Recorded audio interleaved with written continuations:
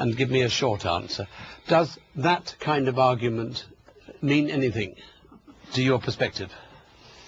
I think you have to look at all of the times that Israel has tried to make peace. In 1967, after the Six-Day War, Israel went to Khartoum in September and offered to give back the disputed territories. And it was met with the three no's. No to peace, no to negotiation, and no to recognition. And there have been many, many cases since then. At Camp David in 2000, Israel offered 91% of the West Bank back with a land swap, and Arafat said no. So let's just establish the facts, not the myths. And the facts are that Israel has many, many times tried to make peace. I want to respond to Hajar's point about paranoia. Very briefly. Because let me tell you, I'm happy in my skin. I'm third-generation American. And unlike anybody else here, I grew up in a society, I don't know if there are any Americans here, but I'm very happy in my skin. Believe me, I'm not paranoid, but when I talk about Khmelnytsky, and I talk about the pogroms, and I talk about the Holocaust, did it not happen? Were Eskimos put into camps? I'm sorry, it's part of my heritage. But I'm not paranoid. I would love to see peace. Okay, I don't believe this paranoia thing. Let's now have a discussion about how we might get there.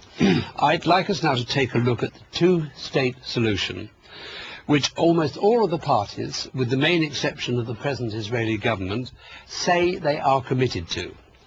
Now, in reality, and because of the extent of Israel's still ongoing colonization of the occupied West Bank, is it the two-state solution alive or dead?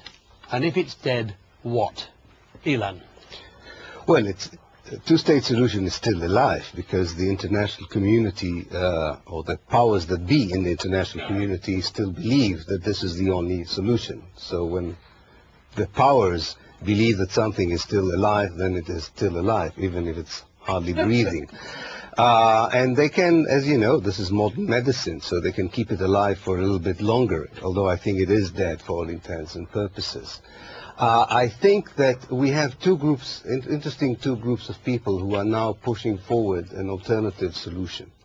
One is people who always believed that in this small land of Palestine and Israel, there is no reason in the 21st century that two people cannot share a land and live within one political system. And there are those who I call the desperados, those who really believe that Israelis and Palestinians should live apart, but it doesn't work because of the Israeli policies on the ground. There is really no space today that can be called Palestinians, either in the West Bank, and not even the Gaza Strip can be called a Palestinian space anymore.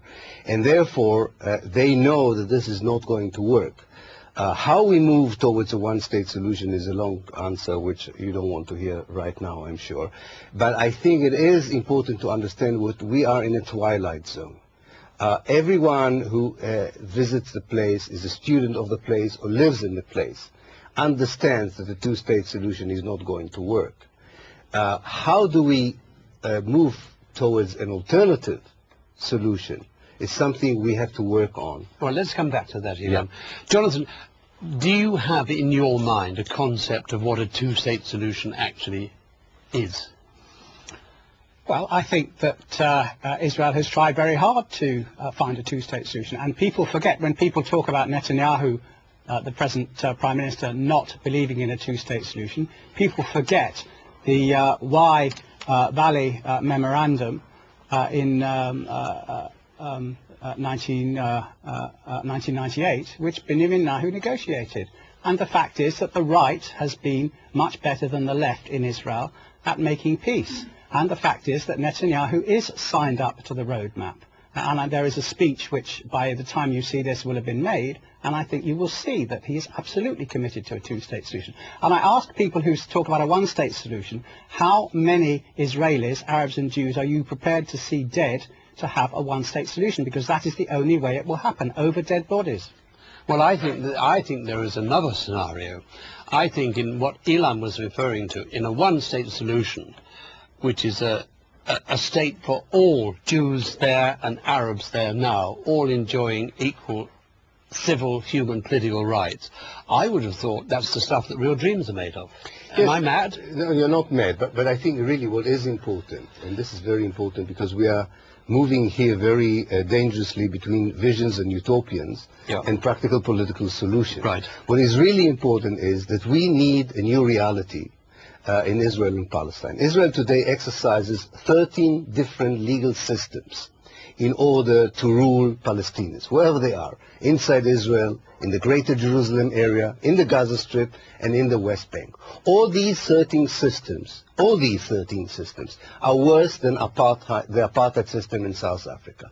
So if anyone knows of a different solution, even a 5-state solution, that promises that this discrimination, this systematic, legal, daily abuse of human and civil rights of Palestinians can be replaced by a more egalitarian system, I am willing to go with them. If it's a non-state solution, if it's a 16-state solution, I think we should not be too hung on this idea of 1 state or 2 states, and not to forget why do we want it. I mean, the means are, the state is only in fascism, and Israel is moving towards its fascist space now. Only in fascism, a state becomes more important than the object it was supposed to serve.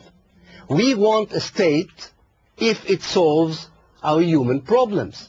The present state of Israel does not allow any Palestinian basic human rights and civil rights. If anyone knows of a better political system, may they rise and tell us and how best we can do it. Now, we are moving between these two options. We've tried one of them with the help of the superpowers of the world. It didn't work. It doesn't work. It's time to think of an alternative one. I would just add a pennyworth to that. Yes. I mean, do you see any future for... No, look, I'm sorry, Alan, but I'm rather irritated.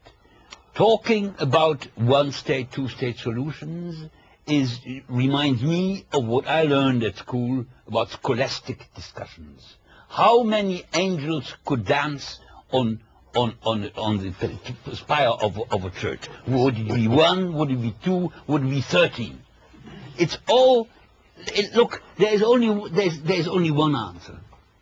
It is a completely asymmetric conflict, but there are two main causes of it. First of all, it's occupation. Stupid. It's occupation. It is 42 years of occupation. I've lived under 12. Terrible. But I saw the end of the tunnel, and the light at the end of the tunnel. And it's racism, stupid. I talked about Nulich, and I quoted the instructions for the soldiers how to treat Palestinians. It is flagrant racism, and it's occupation. And as long as the world does not put pressure on Israel, it will never be Let me solved. take up the pressure question, because this brings President Obama into the picture. For the sake of discussion, let's suppose that President Obama can create within America the constituency of understanding that will enable him to put real pressure, even sanctions on America. My question is this. If he did, could it be assumed that any government of Israel would then say, okay, Mr. President, we'll do what you want? Jonathan. I think an American ought to answer that. Okay, have first shot. First of all, carrying on with what Roger said, where does all the money go that goes into the Palestinian Authority and into Hamas? Millions and millions and millions of pounds over years and years. Do you know what they need? And I say this to Elon and to Hacho. They need a Mandela. They need a great leader. Where are the leaders of that part of the world and of the Palestinians? They need an Obama.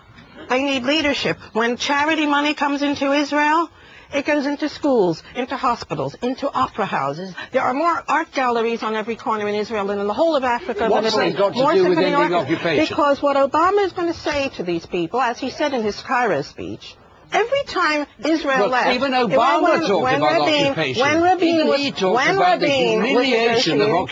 When Rabin was negotiating the Oslo Treaty, whenever someone left Nablus or Bethlehem or wherever, a bomb went off. Occupation? If Gaza is under this cudgel of Israel, why are rockets, thousands of rockets coming into southern Israel and kids living in bomb shelters?